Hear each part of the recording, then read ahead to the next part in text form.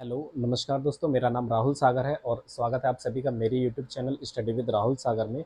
देखिए, आज मैं एक बहुत ही इम्पॉर्टेंट इन्फॉर्मेशन आपसे शेयर करने जा रहा हूँ। आप सभी ने बीएड जो प्राइमरी से बाहर हुआ है उससे रिलेटेड काफ़ी सारी इन्फॉर्मेशन आपने यूट्यूब पर देखी होगी, बट मैं आज जो आपको इन्फॉर्मेशन शेयर करने जा रहा हूँ, देखिए वो बहुत ही इम्पोर्टेंट है और लास्ट तक वीडियो तक बने रहिएगा।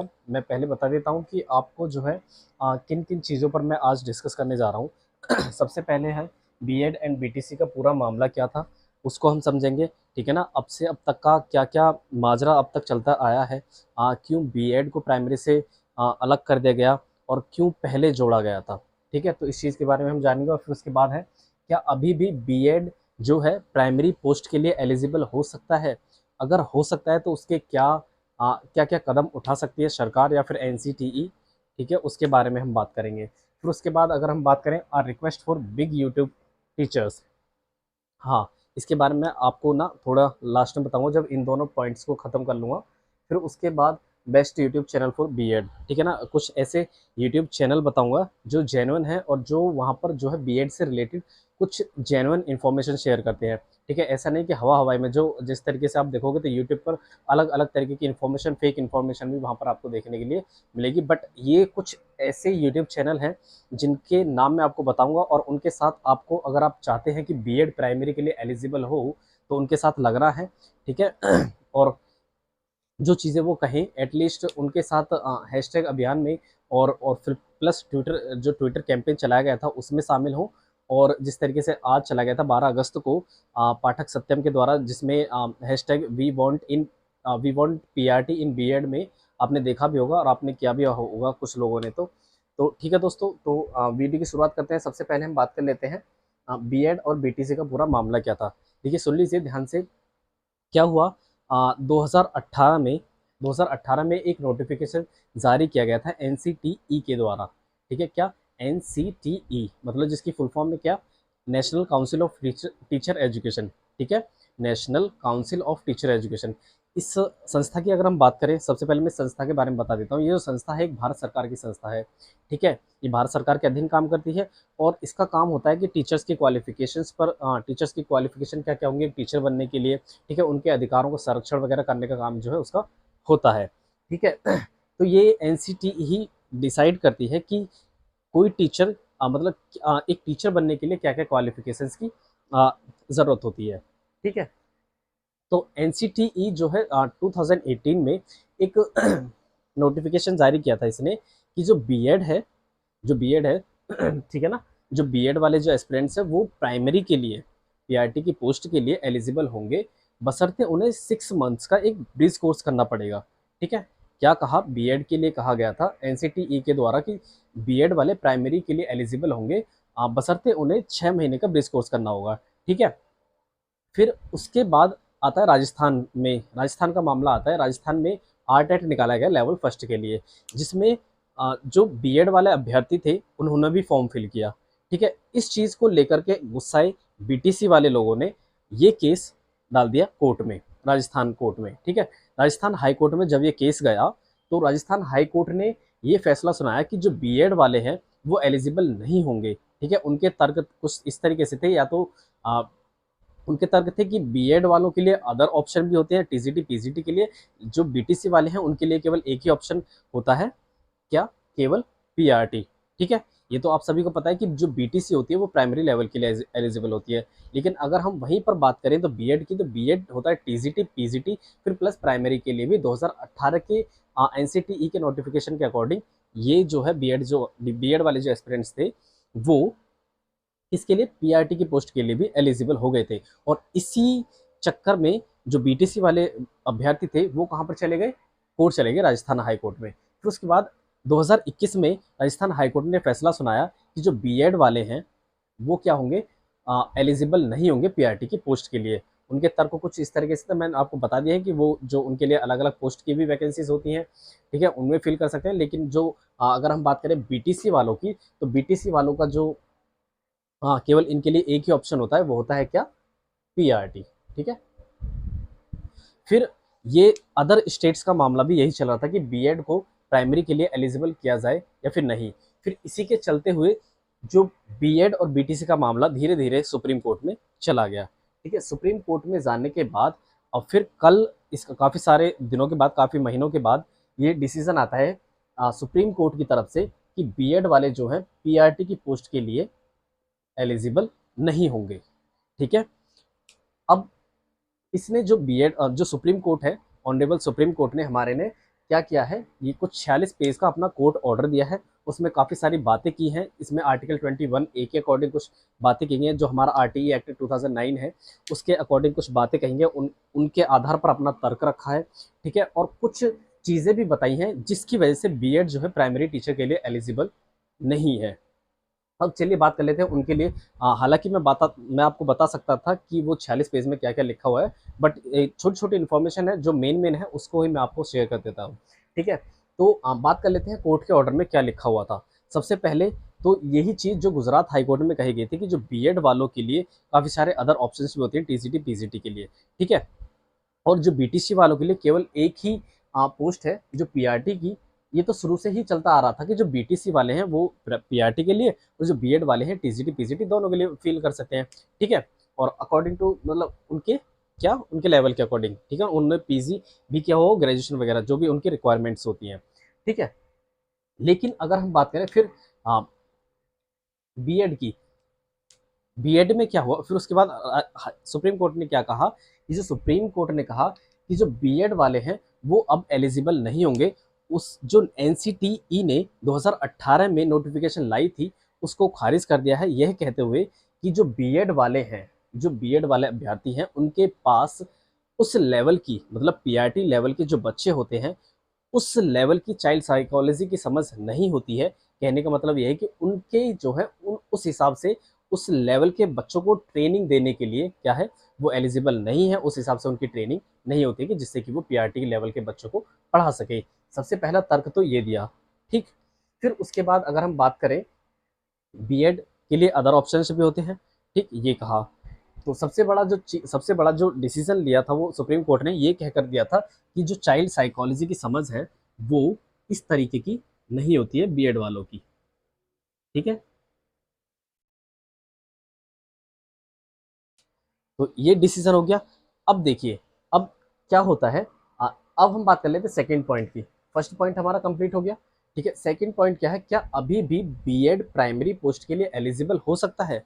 देखिए, हाँ, हालांकि सुप्रीम कोर्ट का जो ऑर्डर है वो मान्य होता है, बट कुछ कंडीशंस होती हैं जिनमें जिनके अकॉर्डिंग हम इसके लिए जो है क्या कर सकते हैं, रिव्यू पिटीशन फाइल कर सकते हैं। ठीक है, तो एक तो ऑप्शन होता है हमारे पास, हम इसके लिए बीएड प्राइमरी की पोस्ट के लिए, बीएड प्राइमरी पोस्ट के लिए एलिजिबल हो गया या फिर नहीं, इसके लिए पुनर्विचार के लिए हम सुप्रीम कोर्ट में क्या कर सकते हैं, रिव्यू पिटीशन फाइल कर सकते हैं। क्या कर सकते हैं, रिव्यू पिटीशन फाइल कर सकते हैं। सबसे पहला ऑप्शन तो एक तो ये हो गया, बट अगर आप कहीं पर भी यूट्यूब पर सर्च करके देखोगे तो इसका जो इफेक्ट पड़ने वाला है बीएड की एलिजिबिलिटी को लेकर के पीआरटी पोस्ट के लिए, तो वो मुश्किल से मुश्किल 30 to 40% देखने के लिए मिलेगा। कितना, 30 to 40%। ठीक है, मतलब कहने का यहाँ पर यह है कि जो इसका जो प्रभाव है वो ज़्यादा नहीं पड़ने वाला है। अगर रिव्यू पिटिशन फाइल की जाती है तो इसका ज़्यादा जो है प्रभाव नहीं पड़ेगा। और एक बात ये निकल करके आ रही है कि जो ये फैसला जो निकल करके आया था कि बीएड एलिजिबल नहीं है पीआरटी पोस्ट के लिए, वो केवल 2 बेंच का फैसला था। क्या, 2 बेंच का फैसला था, जिसमें हमारे एक तो थे honourable Aniruddha Bose ji, honourable chief justice जो है क्या, नहीं सॉरी चीफ जस्टिस नहीं, ऑनरेबल जस्टिस अनिरुद्ध बोस जी, और दूसरे थे जिनका नाम है क्या, सॉरी मैं भूल रहा हूँ, सुधांशु धूलिया। ठीक है, तो इन 2 जजेस की बेंच ने ये फैसला दिया था। ठीक है, और हाँ, एक एक सेकंड ऑप्शन क्या बताया था मैंने, ये सेकंड ऑप्शन हो सकता है कि ये जो है ज़्यादा बेंच के लिए, ठीक है ना, ये जो रिव्यू पिटिशन फाइल की जा सकती है कि जिससे कि इस मामले को ज़्यादा बेंचेस के लिए रेफर कर दिया जाए, मतलब इस मामले को ज़्यादा बेंचेस पर जो है जजेस बैठे और इस मामले को पुनर्विचार के लिए रखा जाए। ठीक है, एक तो ये हो गया। ठीक है, एक एक ऑप्शन तो ये हो गया जिससे कि कुछ बीएड वालों को कुछ राहत मिल सकती है कि बीएड वाले जो है प्राइमरी के लिए एलिजिबल हो जाए इससे, बट 30 to 40% ही इसका फर्क देखने के लिए मिलेगा। बट सेकंड जो ऑप्शन है जो सबसे इम्पोर्टेंट है और इसका जो प्रहार होगा वो एक तरीके से बोल सकते हैं बहुत ज़्यादा होने वाला है। ठीक है, वो क्या है? वो है ऑर्डिनेंस बिल। क्या है?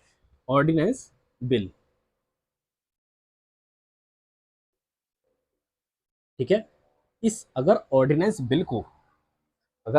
बिल लेकर आती है हमारी सेंट्रल गवर्नमेंट, ठीक है, अगर ऑर्डिनेंस बिल लेकर आती है हमारी सेंट्रल गवर्नमेंट, तो इस बिल का एक विधेयक लाए, ठीक है, इसको ला करके इस कानून में थोड़ा बहुत बदलाव किया जा सकता है, या फिर एक तरीके से बोल सकते हैं कि बीच का रास्ता निकाला जा सकता है। क्योंकि देखिए बीएड वाले जो अभ्यर्थी हैं इनका तो कोई कसूर ही नहीं था, क्योंकि वो तो according to government, according to NCTE के रूल्स के अकॉर्डिंग चल रहे थे वो। ठीक है, तो इनका तो कोई रोल है ही नहीं।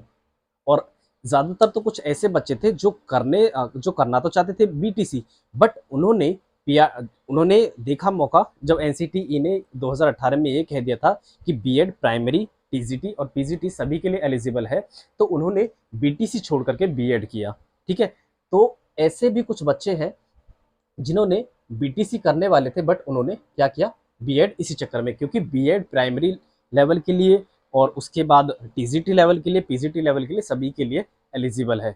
तो इस चक्कर में इन सभी विद्यार्थियों का तो कोई दोष नहीं है, क्योंकि दोष होता है एनसीटीई का, सेंट्रल गवर्नमेंट का हमारे का दोष है। तो कहा जाए तो एनसीटीई को इस पर विचार करना चाहिए और जल्द से जल्द एक ऑर्डिनेंस बिल लाया जाए जिससे कि बीएड अभ्यर्थियों को राहत मिले। ठीक है ना, क्योंकि 2.5 करोड़ बच्चे हैं।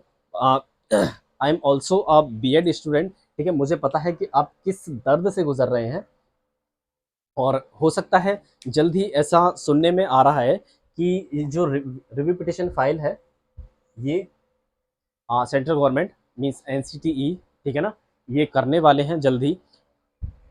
और हो सकता है थोड़ा समय के बाद इस पर पुनः विचार के लिए ये मामला सुप्रीम कोर्ट में दोबारा रखा जाए, और ये भी हो सकता है कि ऑर्डिनेंस बिल भी इसके लिए लाया जाए, क्योंकि जो बीएड अभ्यर्थी हैं कोई छोटी मोटी संख्या में है नहीं, और इनका जो असर है वो बहुत बड़ी मात्रा में पड़ने वाला है, क्योंकि इलेक्शंस आ रहे हैं 2024 में, तो इस चीज़ का असर भी यहाँ पर देखने के लिए मिलेगा। मैं आप सभी से यही कहूँगा बीएड अभ्यर्थियों के लिए कि अभी प्लीज़ होप मत खोइए, मतलब आशा रखिए कि जो होगा अच्छे के लिए होगा। ठीक है, तो ये हो गए हमारे 2 पॉइंट्स के बारे में हम बात कर चुके हैं। बीएड बीटीसी का मामला क्या था, और क्या अभी भी बीएड प्राइमरी पोस्ट के लिए एलिजिबल हो सकता है। ठीक है, इस चीज़ के बारे में बात कर ली। और हाँ, एक बहुत ही इम्पोर्टेंट बात है, मैं एक रिक्वेस्ट करना चाहूँगा, जो बड़े बड़े यूट्यूबर्स हैं, हमारे जो बड़े बड़े शिक्षक हैं जो यूट्यूब पर पढ़ाते हैं, नाम नहीं लूँगा, बहुत सारे आप समझ सकते हैं, तो वो जो टीचर्स हैं कुछ इस तरीके की बातें कर रहे हैं कि हमें सांत्वना है। देखिए सांत्वना सबको है, बट आपकी सांत्वना से जो है बच्चों का जो इतने दिनों का दुख है, ठीक है ना, इतने दिनों की पढ़ाई है, इतने दिनों के जो उनका संघर्ष है, उनके जो पैसे दिए हैं, उन्होंने जो टाइम खर्च किया है, उन्होंने जो मेहनत की है, इस 2 मिनट की सांत्वना से या फिर आपके कहने से ये वापस नहीं आने वाली है। ठीक है ना, इसके लिए अगर अगर आप कुछ करना चाहते हैं हमारे लिए, तो एट लीस्ट हमारे लिए कुछ ऐसा प्रबंध करें, हमारे लिए कुछ ऐसा कदम उठाएं जिससे कि बीएड वालों के लिए कुछ राहत मिल सके। ठीक है, और एक टीचर हैं, बहुत बड़ी टीचर हैं कहने के लिए, बट उन्होंने जब बीएड और बीटीसी मामले पर वीडियो बनाई तो वो सच में हंस रहे थे। पता नहीं क्यों, किस तरीके की मेंटेलिटी के वाले वो टीचर है, सॉरी फीमेल है, बट उनको फिर भी लोग पसंद करते हैं। तो ऐसा है, मेरा कहने का मतलब ये है कि बीएड वालों के साथ प्लीज़ उनका नाम मजाक बनाएं। और हाँ, सेकंड बात ये है कि बीएड और बीटीसी, देखिए ना यहाँ पर बीटीसी गलत है ना यहाँ पर बीएड गलत है, गलती है तो सिर्फ एनसीटीई, ठीक है, और हमारी सेंट्रल गवर्नमेंट की। ठीक है, क्योंकि इसी के आधार पर सभी बच्चों ने बीएड किया, और बीएड करने के बाद ये सभी पीआरटी के फॉर्म भी फिलअप किए, फॉर्म फिलअप करने के बाद उन्होंने एग्ज़ाम भी दिया, एग्ज़ाम मतलब मेहनत करने के बाद उन्होंने एग्ज़ाम दिया, और कुछ लोग तो ऐसे हैं जैसे अब केवीएस पीआरटी की जो वैकेंसीज़ हैं उनका अभी तक रिजल्ट रुका हुआ है। ठीक है, मेरा खुद का रुका हुआ है, मैंने भी बीएड किया है, और केवीएस पीआरटी की रिजल्ट का मैं वेट कर रहा था, बट अब जो है हम पीआरटी की पोस्ट से क्या कर दिए गए हैं, खारिज कर दिए गए। तो सोचिए ये कितना बड़ा दुख है। ये 2 मिनट की सांत्वना से या फिर आपके कह देने से ये खत्म नहीं होगा। अगर आप कुछ करना चाहते हैं हमारे लिए तो प्लीज़ हमारे साथ आंदोलन में साथ आइए, ठीक है। और हमारे लिए कुछ करना चाहते हैं तो कुछ ऐसा कीजिए जिससे कि बीएड अभ्यर्थियों को कुछ राहत मिले, ठीक है ना। एटलीस्ट बीच का रास्ता मिले जो ना तो बीटीसी वालों के खिलाफ हो और ना ही बीएड के खिलाफ हो, ठीक है। और एक बहुत ही इंपॉर्टेंट इंफॉर्मेशन शेयर कर रहा हूँ यहाँ पर। कुछ यूट्यूब चैनल्स हैं, ठीक है, कुछ यूट्यूब चैनल्स हैं जो बहुत ही अच्छे यूट्यूब चैनल्स हैं। अच्छे कहने का मतलब मेरा ये है कि जो बीएड अभ्यर्थियों के साथ हमेशा लगे हुए हैं, ठीक है। देखिए मैं किसी का प्रमोशन नहीं कर रहा हूँ, क्योंकि मैंने कल रात से जब मुझे पता लगा कि जो बीएड वाले जो अभ्यर्थी हैं उनको प्राइमरी से अलग कर दिया गया है, तो सच में मुझे नींद भी नहीं आई है। और फिर मैं काफ़ी सारी मैंने वीडियोस को देखा, तो कुछ बंदे हैं जो बड़े बड़े यूट्यूब पर जो टीचर बने हुए हैं, उनकी भाषा, उनकी लैंग्वेज, उनके जो विचार हैं उनको देख करके सच में शर्म आती है कि यार तुम इस तरीके की भी सोच रख सकते हो, ठीक है। तो बात कर लेता हूँ मैं, छोड़िए इन सब चीज़ों में नहीं कुछ रखा, बट हाँ बात कर लेता हूँ ये best YouTube channel for BEd. देखिए बीएड की जो सुनवाई करने के लिए एक बहुत ही अच्छा यूट्यूब चैनल है जिसका नाम है पाठक सत्यम। आई थिंक टीचिंग बाय पाठक सत्यम ये है। जो ये जो बंदा है, पता मुझे नाम नहीं पता, बट हाँ ये जो पाठक सत्यम के नाम से यूट्यूब चैनल बना हुआ है, ये बंदा हर अपडेट को जो बीएड के साथ हमेशा से खड़ा हुआ है और ये काफ़ी समय से ही लगा हुआ है, ठीक है। तो आप इस बंदे के साथ रहिए। और ये मुझे लगता है कि ये शायद धरने पर भी करने वाले हैं, और मेरी आप सभी से रिक्वेस्ट है कि अगर धरना प्रदर्शन भी अगर होता है तो इसमें ज़्यादा से ज़्यादा संख्या में भाग लें, और फिर प्लस और शांतिपूर्वक लें, ठीक है ना। और एक तो हो गया यूट्यूब चैनल कौन सा, पाठक सत्यम। एक यूट्यूब चैनल है I think light of law with Amit sir, ये कुछ करके चैनल है। इस चैनल पर जाइए, ये अच्छी इन्फॉर्मेशन शेयर करते हैं, ठीक है, बीएड से रिलेटेड ही। इन मैं ये कह रहा हूँ कि देखिए क्योंकि यूट्यूब पर अगर आप सर्च करोगे तो बीएड बीटीसी को लेकर के काफ़ी सारी चीज़ें वहाँ पर शेयर की गई हैं, फेक भी हैं, रियल भी हैं, बट उनमें ना इतना कंफ्यूज मत होइए।